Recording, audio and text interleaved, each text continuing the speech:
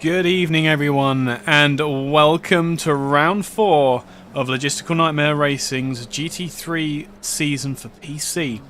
Tonight from round 4, we come to the flattest part of the UK, East Anglia and the county of Norfolk, to Snetterton, one of the more interesting tracks of the past few years, having a major redevelopment to make the varying different track layouts that they can use, as you see the drivers just circulating in the background on their warm-up laps.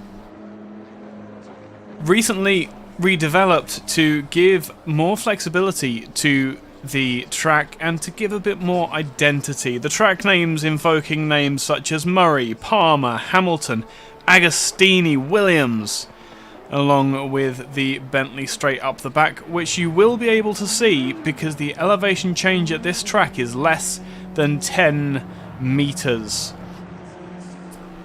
As you can see, the cars going along there. Good evening everybody, my name is Like Sky and I will be taking you through every turn and hopefully every pivotal moment that befalls these poor Logistical Nightmare racers on this very, very interesting and iconic track, especially to BTCC Racing and various other lower formulas of racing. This last sector is an absolute arduous torture for the left-hand side of the car. The drivers will have had to make very specific judgment calls to get the car to survive that final segment. We go on board with Chris Hayneck in the 96, who gets a massive kick of oversteer. He will hopefully circulate for another lap. There we go. That was through Richards at turn 1. Turn 2 is at Montreal. I wonder why they've called it Montreal in this new setup. That hairpin's really unbelievably tight. Through the left-hander at Palmer here. Second cone there on the inside is what you're looking for. He's going to abandon. Or is he just getting out of the way? I think he's getting out of the way. And then down to Agostini, this fairly short left-hand hairpin that gets you all set up for the kink left at Hamilton. Surprised to see Heineke left off there, and then down into Oggies, the right-hander, banked as well. And here is where you will hopefully let off the throttle for the last time, mind the tyre on the inside, and on to the Bentley straight. That was Williams that we just passed there. A moment to catch your breath for just a second before the onslaught of the last sector. Brundle is this left-hander, right-hander of Nelson, deceptively quick. You can carry so much speed through that corner when you have it all hooked up. Through bomb hole, the track drops away from underneath the car. In the front-wheel drive cars, they use that to get the car turned through Coram and then left on the brakes into Murray's. Very peculiar line from Heineke there. And out onto the start-finish straight. That is a fairly slow lap of Snetterton 300, or Snetterton circuit, the 300 layout. More specifically, massive kick of oversteer again from the Porsche. It's almost appreciative that he did take it a little bit slower. That allowed us to get all of the descriptions in, because the corners really do hit you hard and fast when you come to them, especially, as I say, that last sector is absolutely astonishing. When you get the car hooked up just how you want to, and it'll look great from the camera angles as well from the outside. If we carry on with the 96 car for the time being, Raymond Mooney has gone fastest in the 11 Porsche with the 147.0, almost into the 146. This is a reasonable time for a first time out. Bashir Jadwat was having issues in practice, it looks like. Let's see if he can hook that 777 Bentley up and make the top of the timing screens, as he has so far in the races that he's entered this season. I have a feeling Heinecker will be looking to make some space in front of him on this lap as well. You've got to be careful how many setup laps you have. He's going quite a bit faster than he has previously, although that was fairly unsurprising. Hopefully that will be a representative lap time. He's going to lose some time from that last corner. It wasn't. So who else is going? Oh no, he went to fourth. Awesome. Marcus Stein comes across the line now, goes to fourth as well. So the Porsches all grouping up around that top half of the top 10. That's great to see. Van der Merwe down at Montreal has got a lovely lap ahead of him with that Ferrari to drag him down the Bentley straight. If he has the horsepower to keep with it. Here's the issue with these NSXs is they handle wonderfully in the corners, but when it comes to the straights, they are somewhat lacking. Porsche is strong here. That rear end, the engine being hung right out over the rear bumper. I think they still are on these GT3 cars. The Porsche really is very strong here. It suits the flat and not really undulating nature of the circuit. The only real weak point being bomb hole, where the track dips at the apex. There's every possibility as a 146.3 now from Raymond Mooney. Good opportunity there, as Van der Merwe I think is going to be setting up now for maybe a couple of fast laps. Tristan de Nobrega comes across the line. He's 7/10 up at the moment. Goes to second, 6/10 off the leader in the form of the 11 Raymond Mooney. I don't know why I keep on going to call him Richard. Something wrong with my brain there. I'm very sorry, Raymond. Barrington Smith in the 74 Audi, resplendent and as always in that bright red colour, is going faster. The track here should suit the Audi as well. He's got a lot of pace to make up, but he's got a big gap in between second and fourth, where that Audi looks like it might well slot into. Let's see if this camera angle gives us anything more appreciable from that final sector. It really doesn't quite. None of the camera set 2 doesn't really show just how continuous this left-hander is. There's one apex. Out to the curbs, you get an ever so slight respite. And now this corner now, you take one apex, you take two apexes, you push the car out wide to straighten it under the brakes for Murray's there. And that's the only time at which the tyres will get any kind of respite on the left-hand side. Astonishing track, a real challenge for the drivers to set up for, but Barrington Smith has outdone himself here, gone all the way to fourth position. That's second row of the grid potentially. With a minute left to go, he has got to stay out now, otherwise he's got no opportunity to improve. Bashir Jadwat is 3/10 up on his previous lap time. Looks like he's got his teammate directly behind him as well. Is that Anthony Wilson, or are they just in similar looking cars? They look like teammates to me. And as much as there may not be teammates per se in this season, out of the final corner, he's 3/10 up. Will it be a representative lap time? Yes, and he will depose that 74 Audi by a mere 10th of a second. Almost to the thousandth, just underneath it, 0.999 of a second. 0.9099. There we go. What else? Alan Peterson is doing a quick one as well. A lot of potential for that BMW to get up towards the second row of the grid. I didn't get the drive off of Williams that he might have wanted.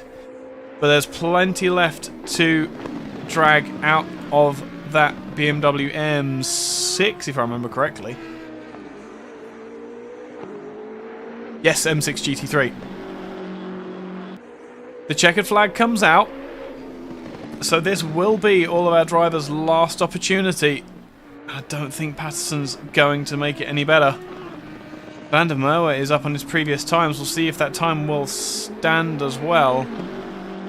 Coming out, he's a 10th up. There is potential for a couple positions here. He's not going to depose Barrington Smith, but he does depose Marcus Stein. Van der Merwe coming out onto the Bentley straight is 6/10 up on his previous time, although he has fallen a fair way back now.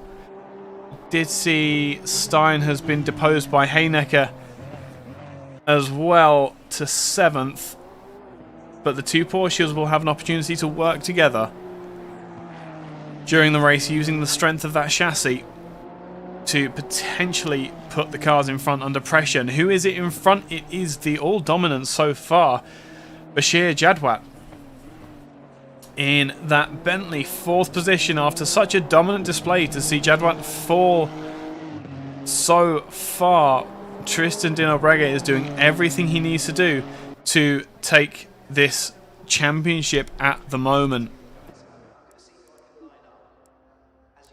Oh, I can't get rid of it now. Come on. Oh, how very unfortunate. Let me drive. It's going to be silly now, isn't it? Yeah, it is. So, your starting grid, because we can do it this way, taking his, I presume, maiden pole, is the 11 car of Raymond Mooney, who I don't see on the championship standings at the moment. Tristan Dinobrega will be alongside him in that McLaren 720S GT3 in second. Sean Stridham will take another new name, I believe, will take the Aston Martin V8 Vantage to the second row of the grid, with Bashir Jadwat in 4th position. A lot of work to be done for that GT3 car if he's going to make any progress. Ryan Barrington Smith is the sole Audi in the race, let alone the top 10, and behind him is Alan Patterson in the number 10 BMW. Another fantastic showing for that number 10 BMW there. Heinecker and Stein make up a pair of Porsches, with Paul Venter in another Bentley Continental being partnered by Jonathan Bentz in the 310. Neil Greening will take his Ferrari to 11th, with Ethan Rutter also in the 488 GT3 Evo to 12th. Van der Merwe brothers in the 67 and the 86 cars were 13th and 14th. Let me just get on to the track. There we go. And Anthony Wilson in the number 9 car will start 15th. Tian Brinslu will start 16th. 17th will be Gerrit Jansen van Vuren. It's actually let me do this now. Cool. We don't always we didn't get to do our run, but we will absolutely take a scroll through all the cars as they leave the grid for their formation lap. Mandatory pit stop on a 50-minute race. This is going to be a very unique challenge for all of our drivers. Almost getting a cameraman killed there. Oh, that's some very brave drivers. I think they know that I'm doing this. I get this weird feeling that they might know that I am doing these grid walks trying to kill the cameraman. So, who do we have in chat? Mr. Buck is in chat. LR Sharks. Dave ZA is around chat. PWSR is around. Willkommen to all of you. And as always, I have but one set of eyes. I might have some help in the form of timing screens, but there is only so much that I can do and call. So if there is anything that you're seeing, anything that you know about, anything that I need to be calling attention to, feel free to put that in YouTube chat. I am, as always, paying as much attention to you guys as I am the race. Does also help that I've got the chat right next to my timing screens, so I absolutely know I have no excuse to be ignoring people. M3 Supercharged, welcome to the chat, my friend. This is going to be a bit of a spectacle tonight. The top two, perhaps, I think, are going to walk away and have their own little battle, but I'm expecting fights up and down the top 10, at least, if not dropping down into the rest of the field, especially with all those Ferraris with so much work to do to prove for the prancing horse. Apparently, very oversteery is how the car is handling at the moment, for at least one of the drivers. I can't remember who it was that was saying anything. But Sean Stryden, apparently being a very quick driver, I'm not shocked by that at all, and learning that he is in third position in that Aston Martin, I'm also not surprised. These Aston Martins are very, very, very quick cars. The drivers form up for the grid now. A bit early. I assume that is being led by some kind of UI. Tintin Quarantino, welcome to the chat, my friend. And take a breath, because I think that's probably the last one you'll be able to take for the next 50 minutes, just shy of an hour. But I'm sure these drivers are relishing every second. We jump to the helicopter camera and keep an eye on everything that we can. I really wish that we could follow this from a more horizontal perspective, because that would make life way better. Zigzagging backwards and forwards. We wait for the segments at the top of the screens to go green and the flag to come out at the side of the track. It is 11:11 AM at the track. The lights go green and we are away. Side by side, Tristan pulling over to go defensive against Jadwat very early. I'm not surprised by that. Bentley going around the outside to take fourth from the third starting Stride, and also a camera car. This is the first big stop where we could be expecting issues. Absolutely nothing. There's a Sky Ferrari in the form of Neil Greening, I think, in the 93. Yeah, it would be. Just having a bit of an issue there. The BMW's gone round. BMW has got a bit of a wiggle on through turn 3 and is going to fall all the way to 9th position from a very, very good start. And is that the NSX? That's the NSX that has fallen back as well. How are we doing up the front of the field? Out onto the Bentley straight for the first time. Bentley is putting pressure on the McLaren. I did not see that coming, but I suppose from the 777 it's not surprising. 70 car on the defensive now, having to look in his mirrors instead of looking forward to Raymond Mooney in that first position.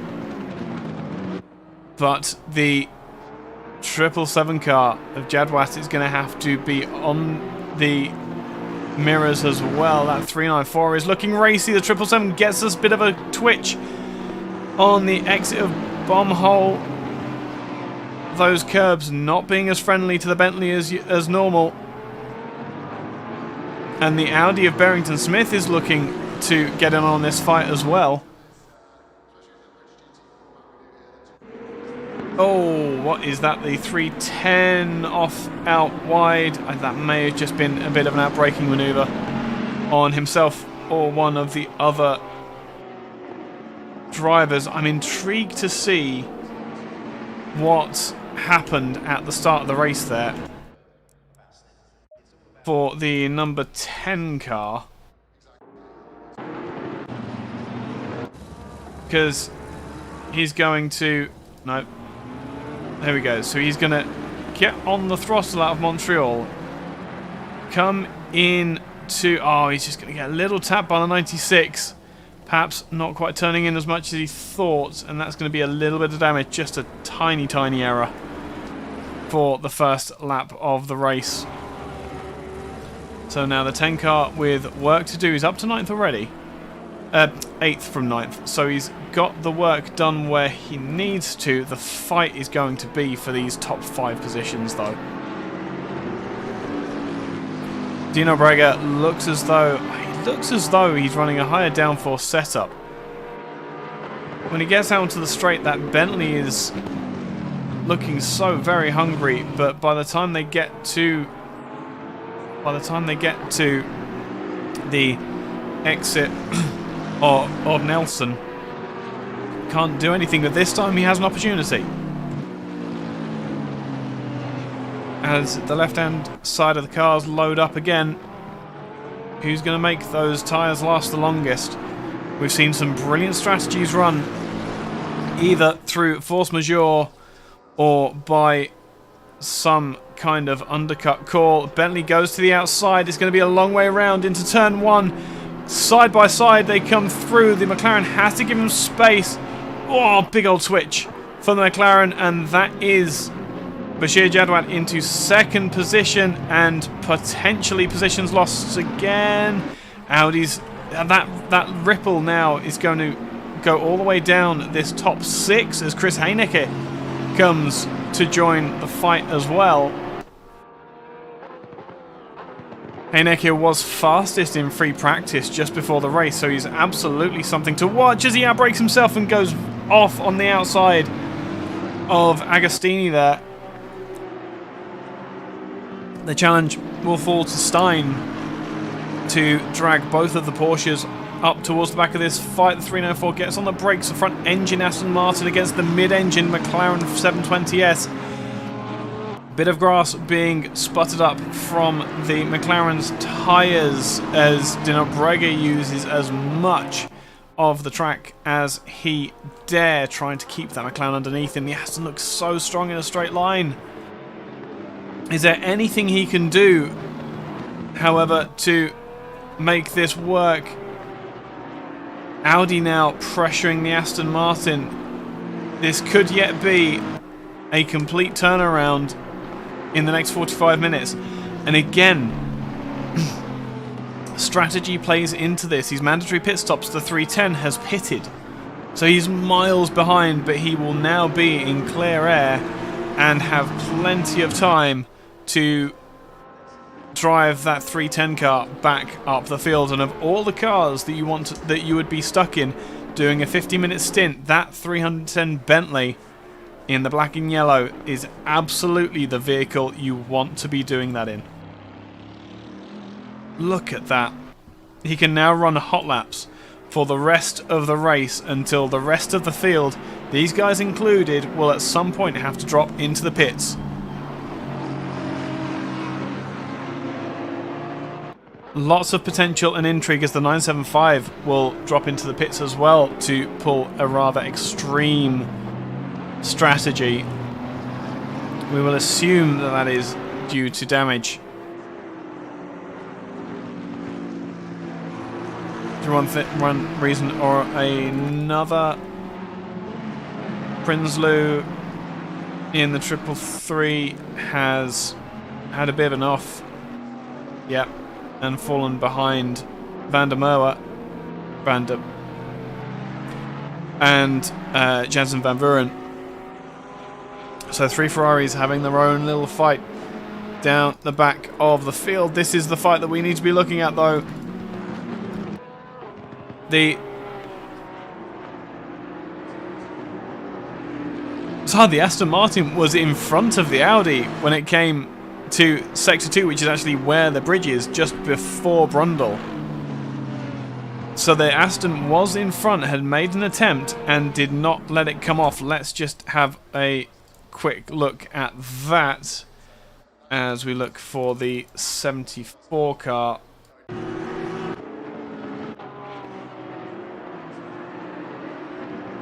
Or is that position that has changed? Oh no, that is a position that has changed. It has stayed that way. So while we were looking earlier on, Where did that happen? No, I'm not. I'm just going crazy, aren't I? Yeah, no, the Audi was always behind. I'm just going crazy. I'm very sorry. This is the reason why you have race directors and then commentators to do all of this work. So the Porsche Heineke has dropped back significantly from this leading group. Speaking of falling away, Raymond Mooney has gapped this leading foray by 5 seconds at the last split. But the battle here over, let's say, second. I think that's the best thing you can say here. Jadwat can just about keep the 720S gapped, but that Aston Martin is looking angry.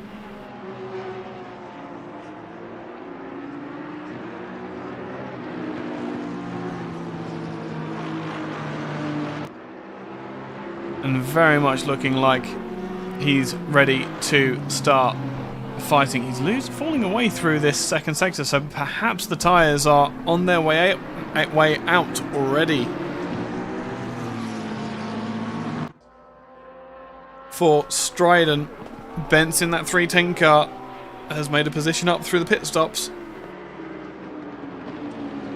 And the climb will now commence. Oh, everyone going off wide on the exit of turn 1 there. That was very weird to see, but that's now dragged Stein into this battle with the aero wash off of the Audi in front. That Porsche will be very, very happy. Someone else who'll be happy as well is Dinnerbregger, looking at the back of the 777 car, his main competition for the lead of the championship. And he's doing everything he needs to right now to maintain that lead.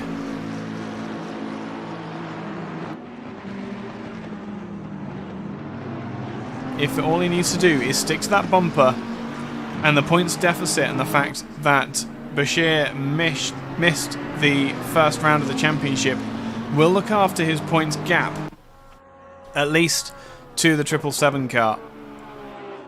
And he's got everybody else behind him as well, which is obviously exactly where he wants them to be.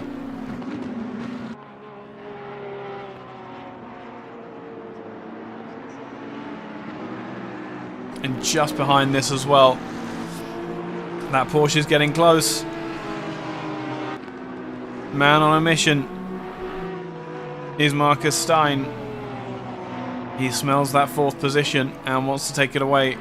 5th position and wants to take it away from Barrington Smith. Good evening, ranking. Yep, I'm not going to try and say that name. Congratulations on getting it though. Wow. As here we go. This is his golden opportunity for Dinnerbregger on the brakes perhaps, but the Bentley is super hot on the brakes. Jump on board for a bird's eye, driver's eye view of the track with that Bentley ahead.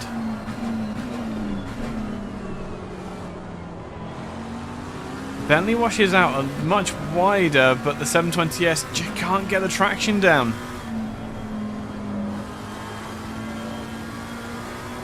So the front end of that 720S seems mega planted and very compliant with whatever Tristan wants to do there, but it's just the rear end doesn't have the composure through those slow speed corners, and I think that's where the 720, that's where Tristan's losing his time at the moment.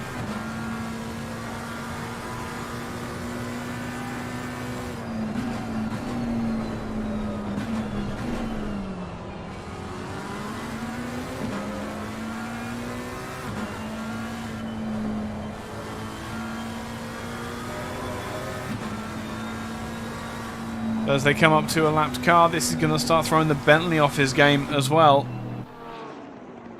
That is the 975, it is indeed. Bentley goes right around the outside. That will have compromised his exit speed, and now the McLaren could have an opportunity.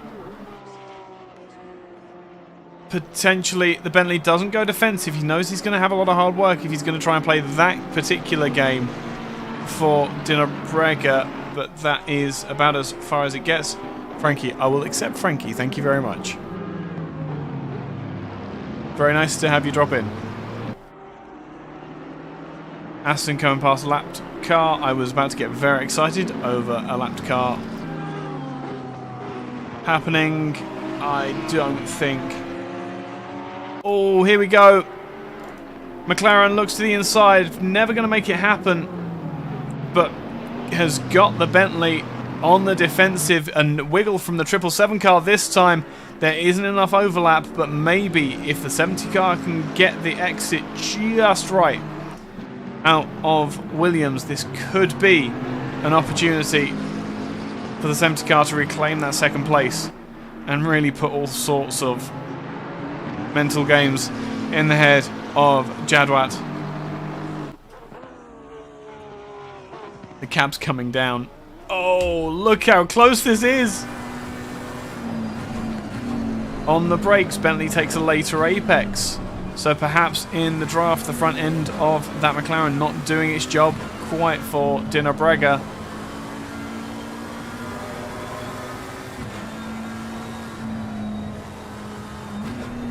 And then through this arduous long right-hander on the brakes, and who is it that gets the better exit? The Bentley looks as though he's going to maintain that lead for the time being, a whole 0.4 of a second. Where's the McLaren making up all this time to get back up to the Bentley then? On the brakes through Montreal. That's where it is, isn't it? Those slow speed corners are not treating the Bentley well for some reason or another as he goes massively wide. This is another opportunity. Bashir knows that he's been caught napping ever so slightly, goes to the inside to go defensive. McLaren will not ride it out over the outside, but will cut back to the inside. If he can keep the momentum, there could be... No, not quite. Through Hamilton they come. Bentley's out super wide out onto the grass. The 70 car breaks on the outside. The 777 car stays to the inside. Great sportsmanship in such close racing. Out onto the back straight. That Bentley is really struggling for tyre wear here. He's gone defensive already to try and break the toe. That's not going to put the 70 car off the racing line though. Just trying to take as short a line to the ideal as possible. Bentley can't get the traction down through a bomb hole. He stays up high. That is a strategy that can work, but will concede second place. And now Tristan Dinnerbrega has a 10-second gap potentially to try and make it work. And with air over the front of the car for what must have felt like an hour, that Aston Martin drops into the pits. So the 394 is going for a quite comprehensive undercut. How will this play out, I wonder? Bentley's off again. I wonder if that's oversteer or understeer. Let's jump on board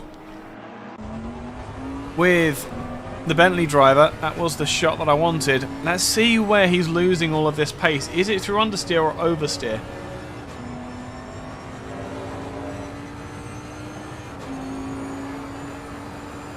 See, now he's not under pressure. He's probably not going to push it, is he? I think that's understeer.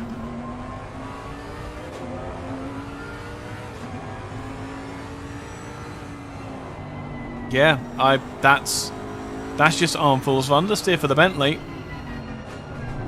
Oof. Yeah. But he's going to be under pressure pretty soon from the 74 car as well.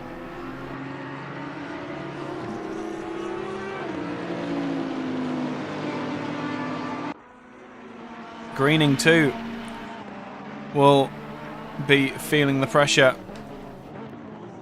from the NSX behind.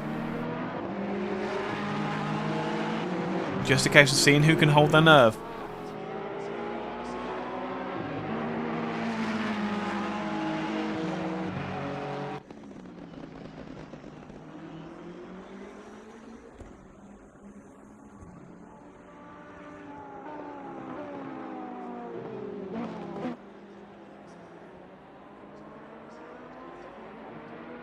Have we lost a car or am I going crazy? Oh no, it's Stridon. Stridon in the 394. But notably, Jonathan Bentz. Why has the audio suddenly gone quiet?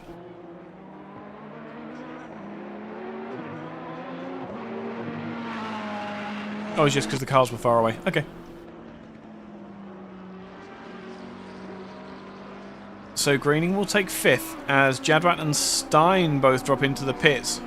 So this will be an interesting battle when they leave. And Jadwat pitting early is a really intriguing sign.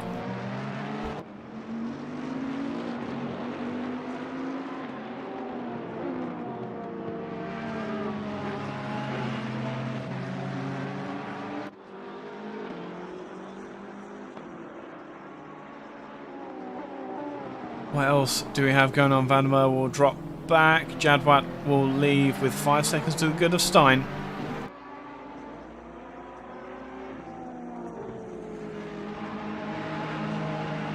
As Vandermeer starts to get underneath the spoiler of that Ferrari, it's going to be very difficult for him to keep the front end in check as he runs out onto the AstroTurf on the outside. Dirty air, not so much of a problem for these GT3 cars, but it is still a relative issue as they get on the brakes through Nelson. The closing speed always looks absolutely awful.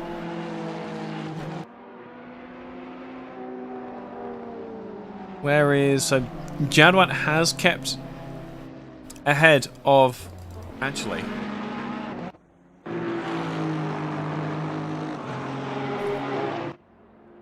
So Stridon has lost time in that series of pit stops. But most intriguingly, Heinecker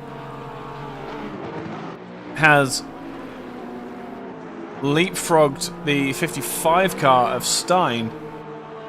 He didn't, that was a pass made on track. But whatever pit strategy that he used, Heinecker is much more comfortable with the pace of that 96 Porsche now. What else is there as we now have to watch as Patterson in the number 10 car will pit for with his damage will come down off the jacks. Will probably come out just behind that Ferrari in the background.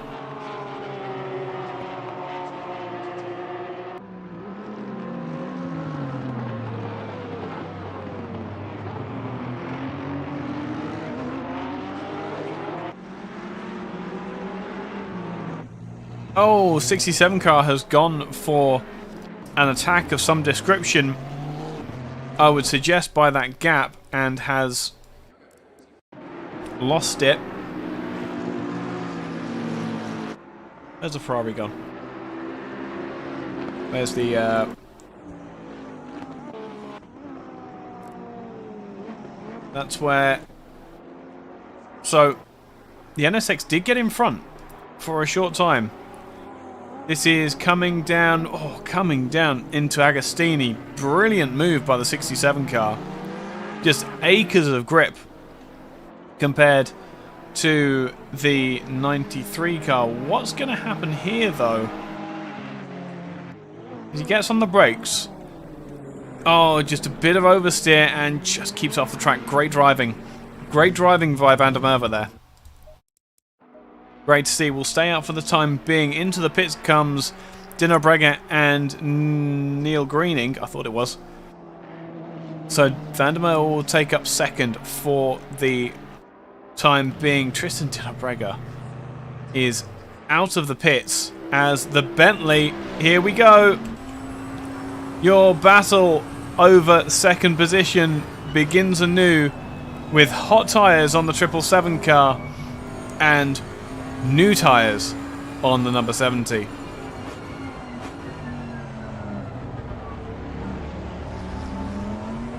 Don't expect this battle to space out at all for the rest of the race. I can well believe that the performance benefit by being underneath that McLaren's rear wing is going to help the 777 car to stay with it, and if any mistakes catch out Tristan in these closing stages of the race, plenty of opportunity to make up places. A lot of air for that Bentley. I think, well, the Bentley does ride the curbs very well. I don't think they're supposed to ride them that well. Is that the 86? That is the 86 car behind, so a battle over 12th position. Roles reversed for a Bentley and another car.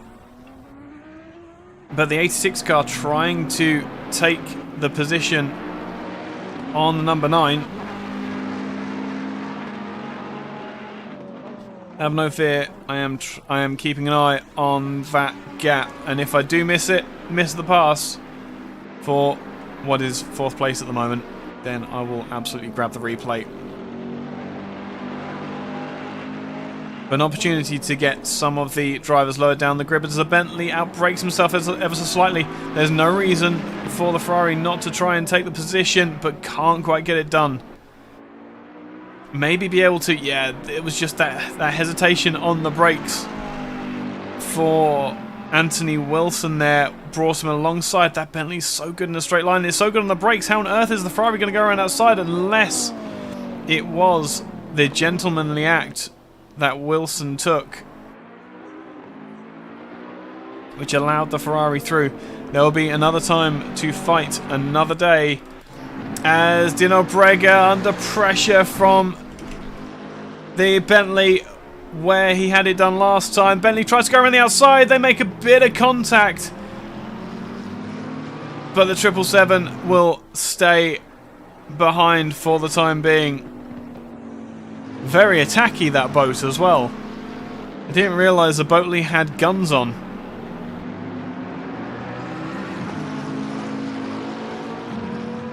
Great to see that though.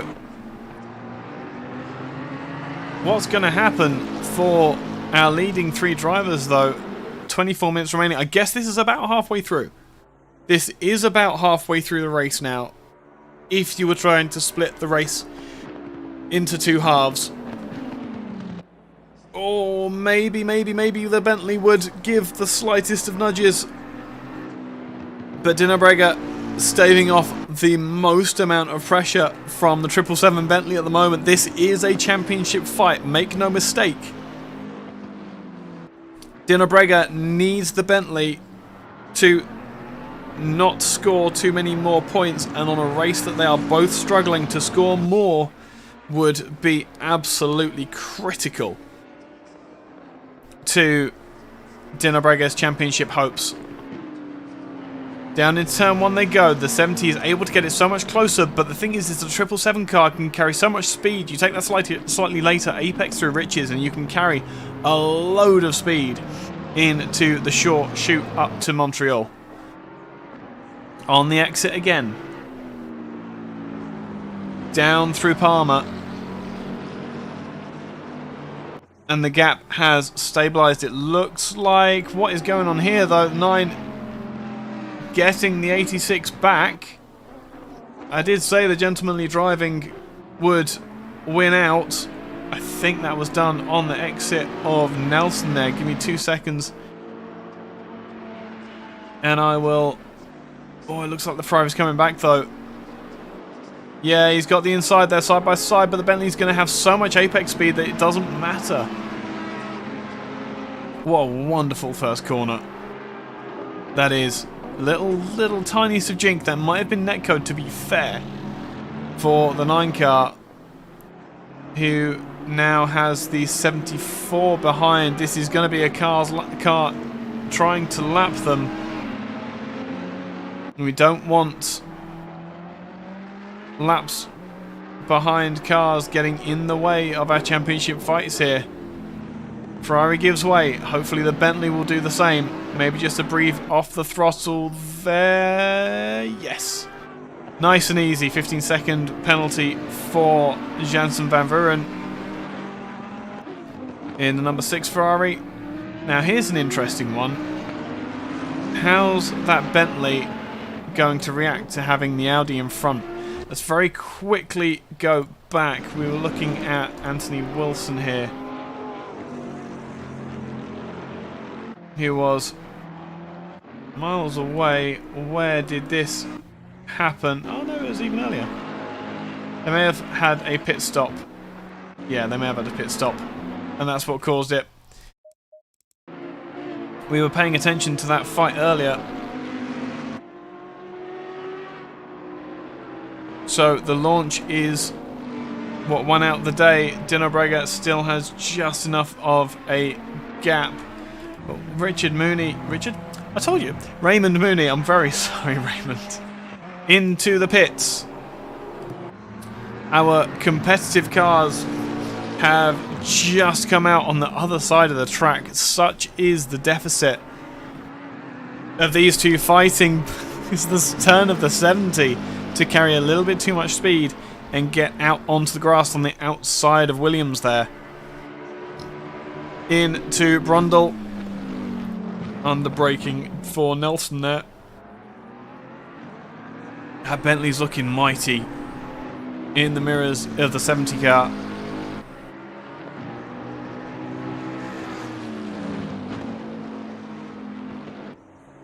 Look at the lean on the Bentley as well. Oh, it looks so strange. As Mooney is out of the pits and on his way, what will be the gap when we get to the end of proceedings here? It looks as though... Wait. Mooney is... Oh, he's out with plenty of room to spare.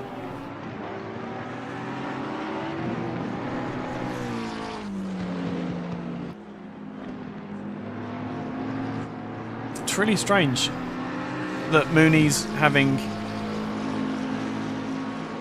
issues there with his transponder. It looks like either that or he should have pinged the second.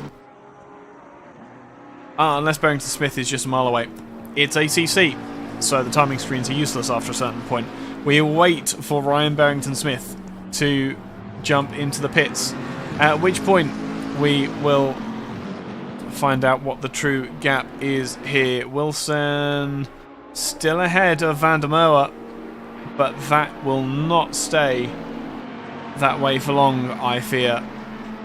Ferrari looks so strong against this Bentley.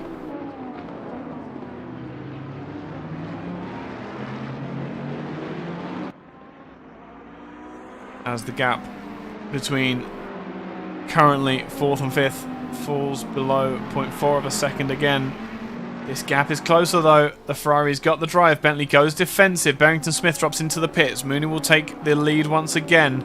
He's down on the ground. He's down on the... Where is Dino Brega? This Barrington Smith may have put himself in the key position for the end of the race. He has fresh tyres and he will have, I guarantee, dropped a couple of PSI out of that. Barrington Smith to 4th in by running long. And that, it has been a masterstroke by the 74 Audi driver. Still, this battle goes on. And now this battle between two becomes... I want to say 3, but it's not. That's a car that's a lap away, isn't it? That's Van Vuren, yeah, who is a lap down. 2 laps, in fact, on the next car, I think.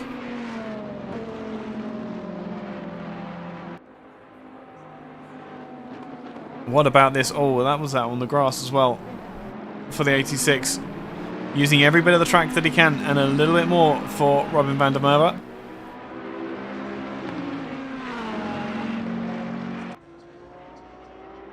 Down in towards turn 1. That Ferrari is demon fast under the rear wing of that Bentley there.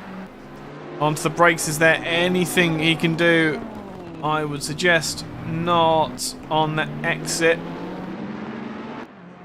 The Bentley's just about got him pegged, but it's just so difficult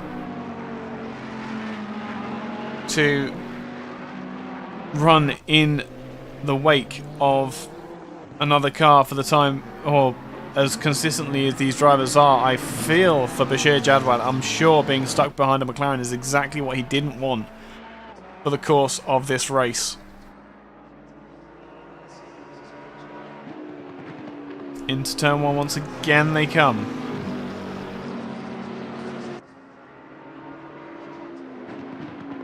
And this battle looks fairly settled for the moment. It's going to be a mistake or an enormous lunge by the 777 car that will decide the fate of this. Jadwat is just dropping back. I think that might be just to get some heat out of the tyres and the engine. We have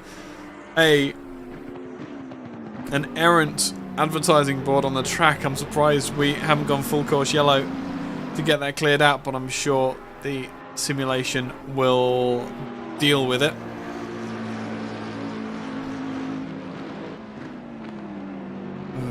Van der Merwe is still has dropped back ever so slightly now. And now the battle falls to a Bentley with another Ferrari in the form of the 42 and the 93. I think this one is almost done. Neil Greening is the man that we want to be looking at. What are his lines like compared to the 42 in front? The humpback on the back of the Bentley. I'm sure everyone's just about avoiding. That's actually going to make a big difference in this race with that debris there. Because people are going to want to use that part of the track either for defending or for attacking. Oh, big wiggle from the Ferrari. I think it was Mr. Greening who was saying pre-race the Ferrari was a drift machine. I know it's Van Vuren.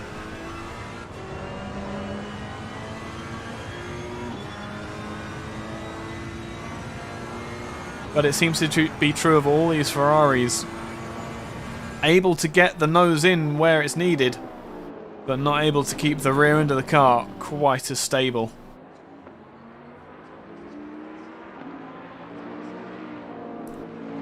Through a bomb hole they go. I can only imagine how awful that must feel to drive through on the 93 Ferrari. Maybe next time round we'll jump on board and watch what Mr. Greening's hands are doing. Because that's a thing we can do in GT3 racing. He has a wicked drive off the final corner, however. Either that or the Bentley got it ever so slightly wrong off camera. Will pull up almost alongside, but will give the apex to the Bentley. Live to fight another day. Barrington Smith now looking like he is starting to reel in the 777 car. Perhaps the tyres run out on the Bentley.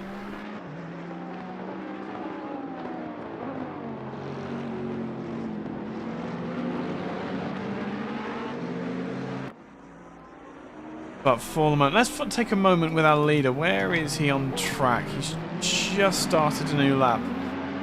I am ever so slightly partial to a lap with a Porsche. So let's very quickly see how the leader can navigate all of this traffic that he's got to look forward to as he goes past that hoarding on the inside. That's a terrifying thing. Really is. Anyway, enjoy this for a moment. I'm going to mute my microphone and let you all enjoy this sonorous Porsche GT3 car.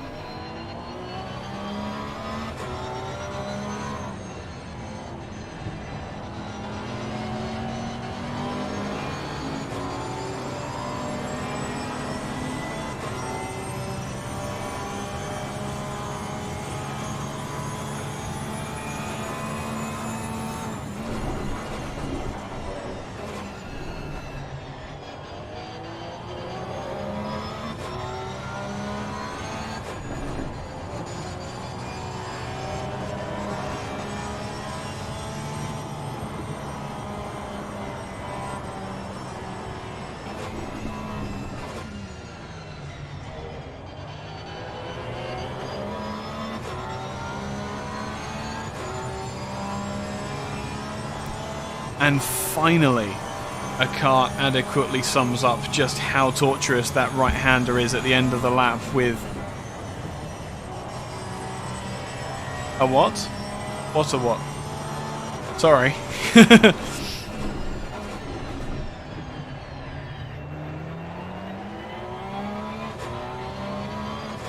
Oh, that car sounds awesome. It's so good. What isn't awesome is that the driver who has qualified pole and won in both of the races that he's entered so far is now under pressure from the 74 car of Ryan Barrington-Smith, who currently sits, oh, where is he? 10th in the championship. A great showing for the Audi once again, but this is not going to do the Bentley any favours whatsoever when it comes to the championship.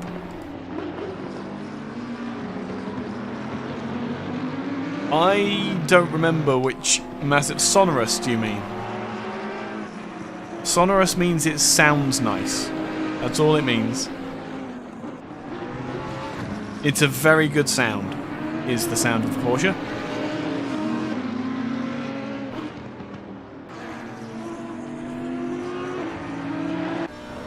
Mind you, none of these cars sounds terrible. Audi is a little bit lacking in the decibel mark, but absolutely nothing to be ashamed of from that. I don't think these are still V10s. I think these are V8s in here.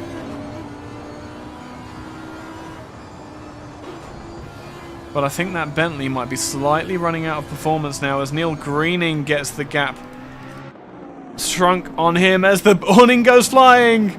Oh, this is what we like from games. As the 67 goes up the inside of Neil Greening, I'm sure Neil Greening was avoiding that 67 car just because there was an awning glitching through it.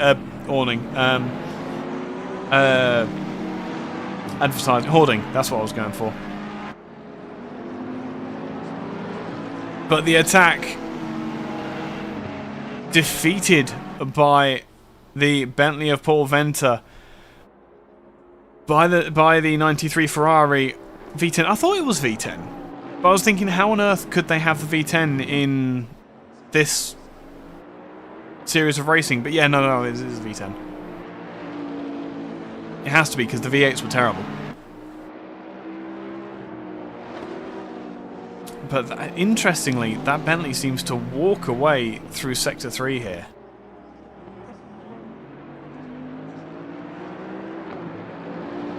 Which I'm ever so slightly astonished by.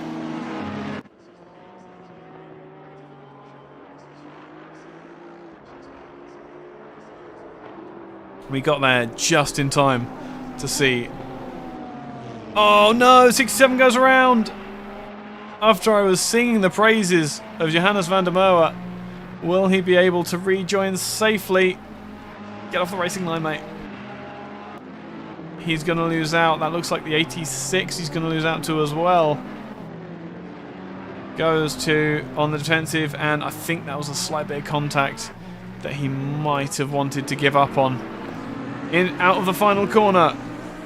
How does the Audi fare against the Bentley in a straight line? The answer is not very well. But up underneath the draft, it might possibly be, it won't be through turn 1. But what can the Audi do in the remaining 7 minutes and 30 seconds of this session? Oh, he's very much on the throttle there. That's very tidy through Montreal for that Audi compared to the Bentley.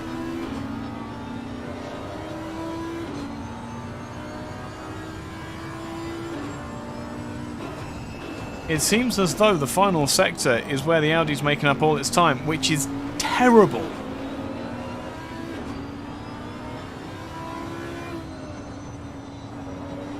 Yeah, only the Germans could make a V10 sound anemic, right? Wave 313 out of the way. I think that's 310. 310 out of the way.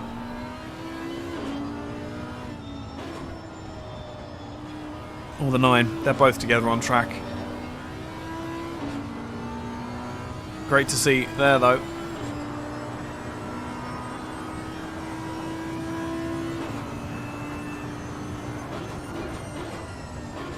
Now here we should see something interesting now. So they're coming up to lap traffic. The 777 was balked ever so slightly because it came across that Ferrari on the apex. That brings the Audi back into striking distance. Now there's nothing he's going to be able to do through this final sector unless he gets a punt on, which we don't really do in GT3 racing. On the brakes, I was worried he was not going to stop then. I think Ryan may have been slightly worried as well. He's dropped back ever so slightly from the 777 car.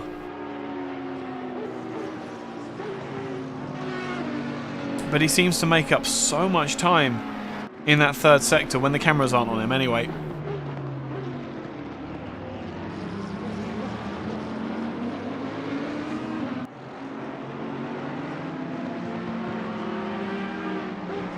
What else do we have up and down the field? To me, it looks like this is by far the closest battle.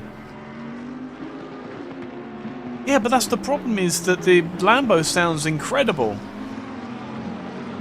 We don't have any on track tonight, otherwise I'd be able to tell you. Here we go. Audi's got another opportunity. Through the kink at Hamilton, down through Oggies. Good grief, Oggies is such a Snetterton name. Oh man. Dirt on the tyres for the Bentley. He will get a little bit of a four-wheel drift on this. The 74 stays tighter, stays on the track as well. Compared to the 777, he somehow has a speed advantage. Will pull to the inside, and alongside they go. Is this the pass made? Side by side they come into Brundle and through Nelson as well. Good grief, it's a good job this isn't touring cars, because they'd have a lot of issues now. Through bunghole they come. The Bentley stays to the inside this time.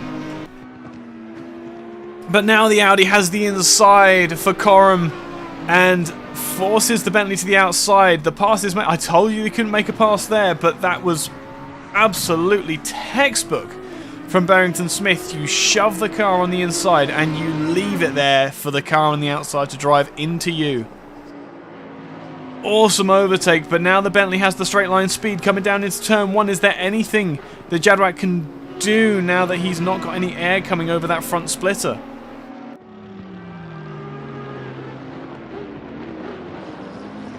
On the brakes now, 74 car will be feeling slightly more happy with the balance, having had the air that had been so suffocated for so long starting to cool both the engine and the brakes and the front tyres as well. All critical components. Brilliant, brilliant attack by Barrington Smith in the most unlikely of places, and made it work in such a comprehensive manner. And through this middle sector, look at how he's strolling away from the Bentley there. I hear an idle. I hear an idle car somewhere. I don't know where that was.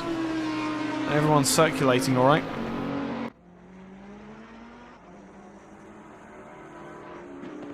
Dare Barrington Smith dream of a second position? He's on the podium. This is an astonishing drive for Barrington Smith. I'm overjoyed to see him performing to the level that we know that he can do. He really has picked the underdog car in that 74 Audi, and we'll have words with him hopefully after the race once all of that is over.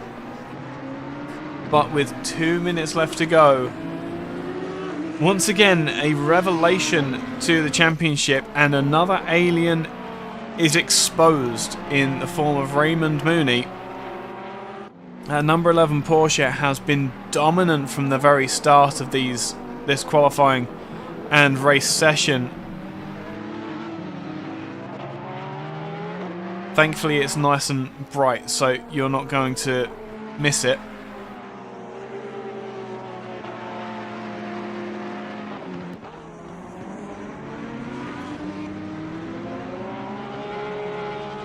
But I think he's going to have one more lap. Yeah, he is. So there will be this lap and the next one. The battles are basically all said and done. The gap between Barrington Smith and Jadwat has opened up to 1.5 seconds already. That's how quick that 74 Audi is. And that's what the fresher tyres can give you. If I look very quickly...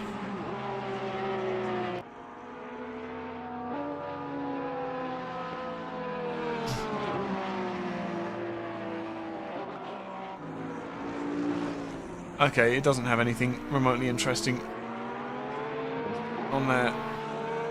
That's a shame. There's so much information you could use.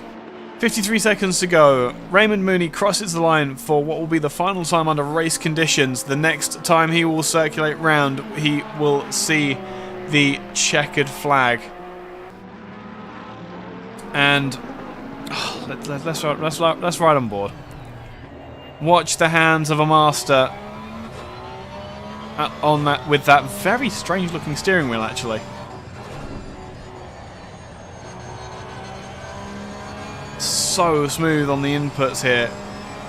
Just letting the car come to him rather than having to fight it at all.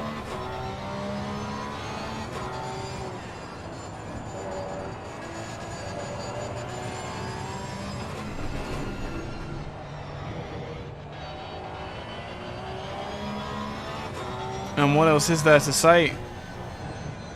An excellent drive by all concerned, a quick flick of opposite lock, so that Porsche isn't quite all there. But it is monstrously quick. And I dare say that Mr. Mooney might be a small part of the reason why that Porsche is just so quick tonight. Down through bum hole and out for the final part of the lap. And you can see on his display as well, that car is really not behaving through the last sector. Unless that's how he's made the car work, he's just used the rear axle to make it happen. He doesn't matter, he's made it work. Raymond Mooney will take the win for the first time in this series. A dominant display by that Porsche, who really was in a class of its own tonight. 23 seconds we will have to wait for the 720S of Tristan Dinabraga to cross the line. Well fought, and Ryan Barrington Smith for his first podium, I think. I'm pretty sure that was his first podium hit.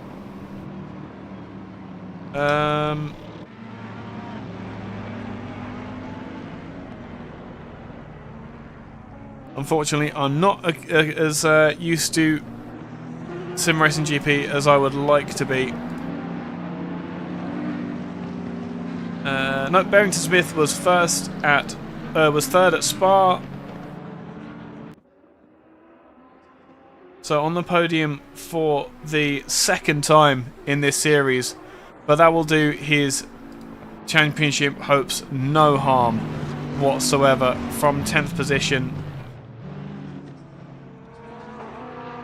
Do we have any takers on donuts? Unfortunately not. It's not really the track to do it, is it? As we look over the bridge for the rest of the drivers to come home. There we go. There we go. Mr. Barrington Smith giving us some donuts. Thank you very much, good sir. Even if you had to take to the grass to do it. Wonderful, wonderful scenes. And what a podium. What a fight over the top few places in the race. The lead may have been fairly easily settled, but the rest of the podium was anything but. We'll wait and see if we are able to be joined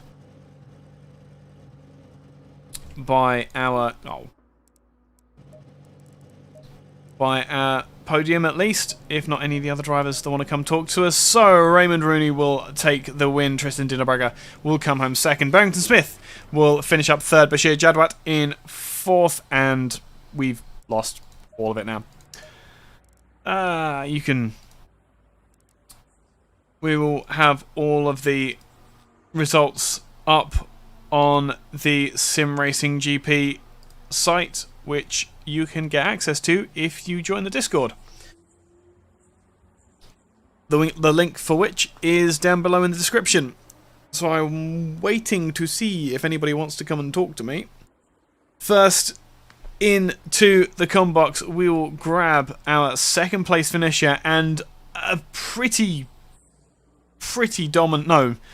a very well reasoned and very calculated race by Mr. Tristan Dinabraga.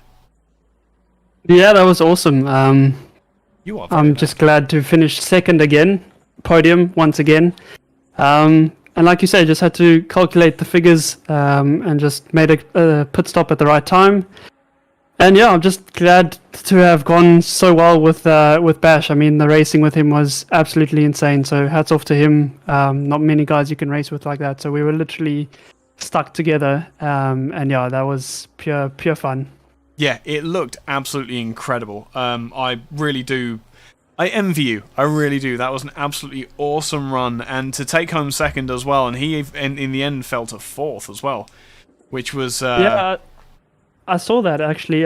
So credit to Berries as well, Ryan.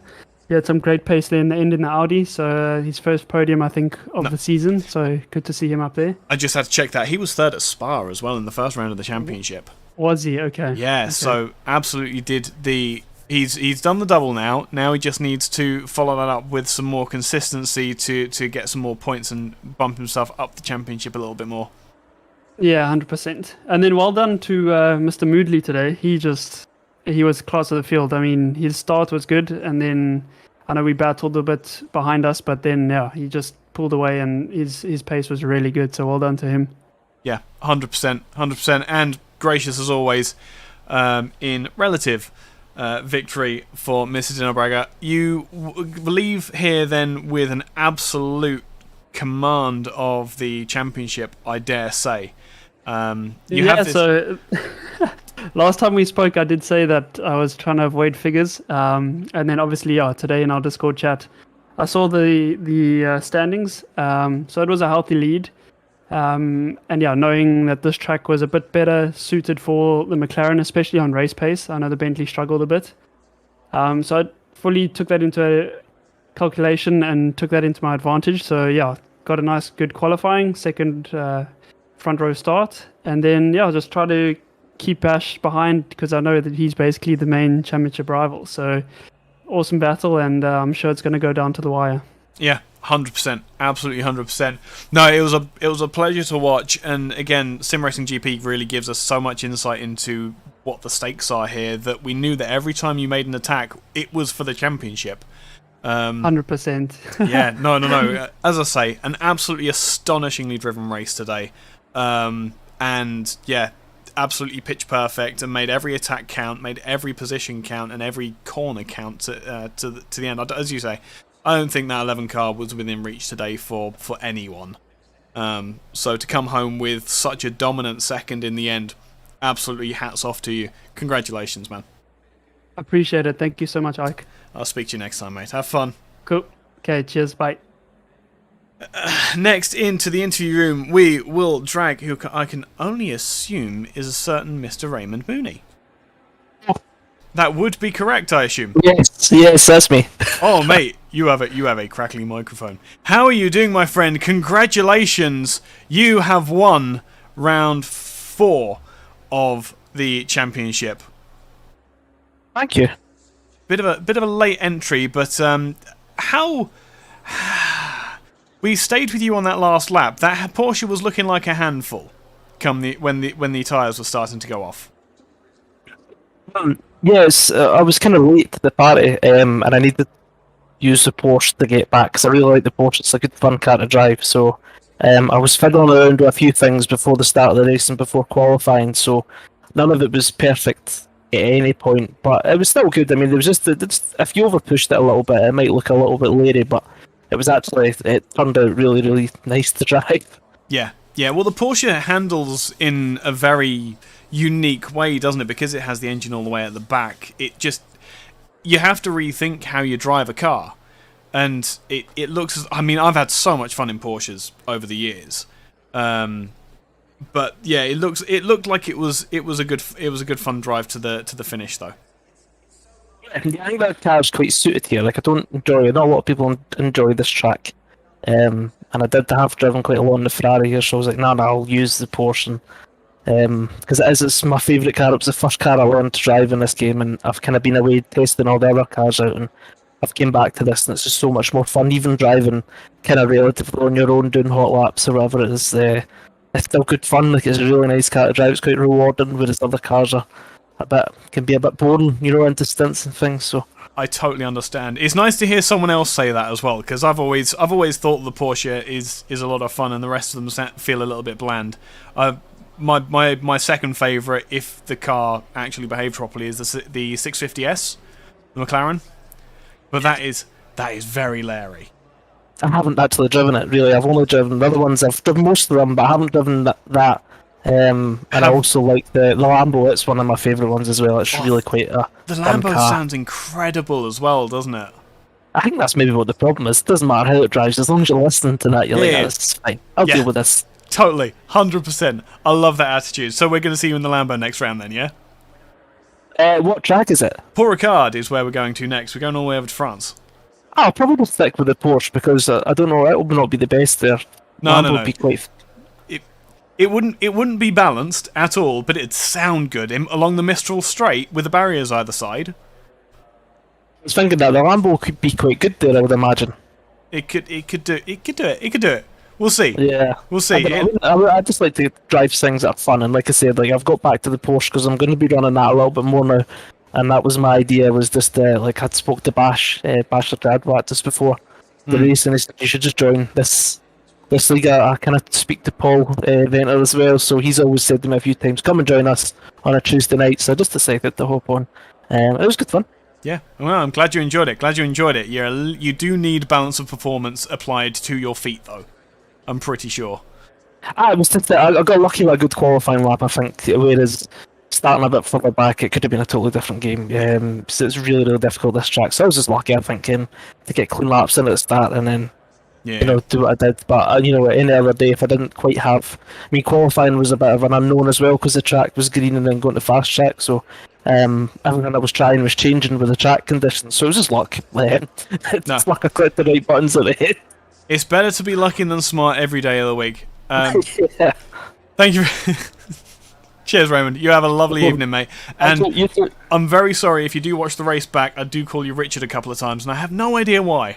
You used to get called Richmond quite a lot, so that's better. I would rather Richard than Richmond, so you're okay. Right, No, that's cool. I don't know who Richard Mooney is, but he's just in my brain for some reason. You have a lovely evening, mate. Look forward to seeing you out on the track next week.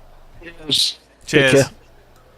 And last but not least, we will bring our third place driver into the combox and the second visit to the podium for Mr. Barrington Smith.